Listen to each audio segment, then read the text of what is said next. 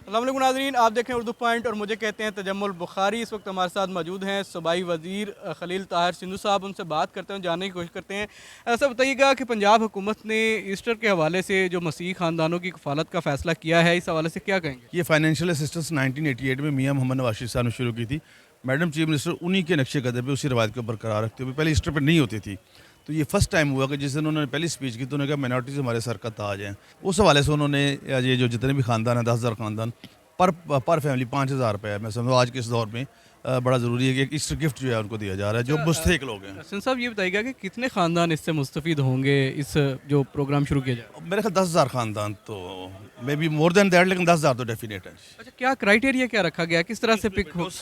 Orphan कोई है अगर, और कोई हैंडीकैप है या डिसेबल है, वट एवर जो भी, या कोई पेशेंट है क्रॉनिक वट एवर जो भी, उनको 5-5 हज़ार रुपये दिया जाएगा। अच्छा, तो आप समझते हैं कि 5,000 रुपये इनफ है? नहीं, ये सफिशिएंट नहीं है, लेकिन हम क्रिसमस भी देते हैं। इसके अलावा बैतुल माल से भी माइनॉरिटीज़ कैन टेक मनी। ज़कात तो हम पे लागू नहीं होती, तो बैतुल माल से ले सकते हैं। तो ये कंडीशन ये पहली दफ़ा शुरू हुआ है। अगर आज अभी 5 है तो नेक्स्ट में भी 10, 15, 20 हो जाएगा जी। अच्छा, ये बता दें कि फैसलाबाद में एक बड़ा अफसोसनाक वाक़या पेश आया। डोर कटने से एक नौजवान जो है उसकी जान चली गई।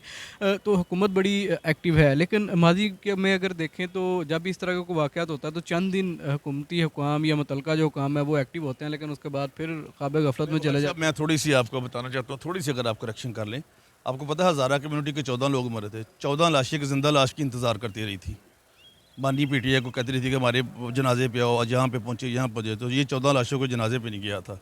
मैडम ने ये किया कि जहाँ भी होता उनके दरमियान बैठ के, चाहे वो कमज़ोर है कोई भी, सारे तबके, महरूम तबके, तो इट्स अ गुड जेस्चर। और ये हम कोई बात नहीं, जो कुछ भी हमने करना था एफईएस कटी गई है। बंदा जो केपी से था, जो लाया था डोर, दाती डोर, हम भी पतंग करते रहे, उड़ाते रहे या गाड़ी बंदे रहे हैं, लेकिन ये तो एक नया जेस्चर था ना, तो इसलिए वो बंदे सारे पकड़े गए। यहाँ पे भी वो जो रेड हो रहे हैं, क्योंकि ये अब उस दिन, हालांकि आपके सामने देखो, क्रैशी साहब ने पीटीआई वालों ने सवाल किया कि क्यों पकड़ रहे हैं लोगों को। भाई, जब किसी के घर से जनाजा उठता है, जो बाप है, एक बाप की सबसे बड़ी बदकिस्मती ये होती है जब उसको जवान बेटे की लाश को कंधा देना पड़ता है। अच्छा सुन साहब, नॉर्मली यही देखा जाता है कि जहाँ जो पतंग उड़ाने वाला है या जो ये छोटे मोटे पतंगे फ़रोख्त करने वाला या डोरें फ़रोख्त करने वाला है, उनके खिलाफ कार्रवाइयाँ होती हैं, लेकिन जो पीछे जो जो मैन्युफैक्चर हैं जहाँ से ये चीज़ निकलती है वो सेव रहते हैं। कल फैसलाबाद में 4 लोग पकड़े जो लेके आए थे सारा कुछ। यहाँ पे भी पकड़ रहे हैं। अपना हमारा जो डीआईजी ऑपरेशन साहब है बड़ी मेहनत कर रहे हैं, और आईजी साहब भी।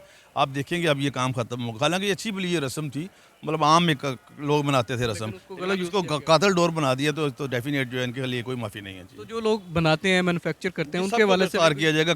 कड़े से कड़े आईनी हाथ इस्तेमाल। अच्छा, आखिर में ये बता दें कि वज़ीर आला पंजाब ने कल एक कहा है, हदायत जारी की हैं कि वो जहाँ पे भी जाएँ रास्ते बंद नहीं हों, जो है मार्केटें बंद ना की जाएँ, आवाम को जो है वो परेशानी ना हो। तो क्या क्या देखते हैं, कैसा इक़दाम है?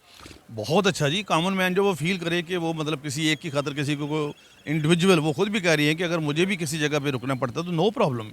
हम सब वी आर कॉमन सिटीजन सारे। तो साहब, जब भी कोई भी हुकूमत आती है वो इसी तरह का ऐलान करती है। केयर टेकर भी आए, उन्होंने भी कहा हम प्रोटोकॉल नहीं लेंगे, लेकिन बाद में सारा कुछ साथ साथ चलता है। तो ये महज ऐलान तो साबित नहीं केयर होता। टेकर की बात नहीं, उनका तो खैर मैं नहीं बात करूंगा, लेकिन आप देखिए उस बंदे को जो जहाज़ पे हेलीकॉप्टर पे आता था और कितने करोड़ों अरबों रुपए उसने लगा दिए, और किया क्या, कुछ भी ना है।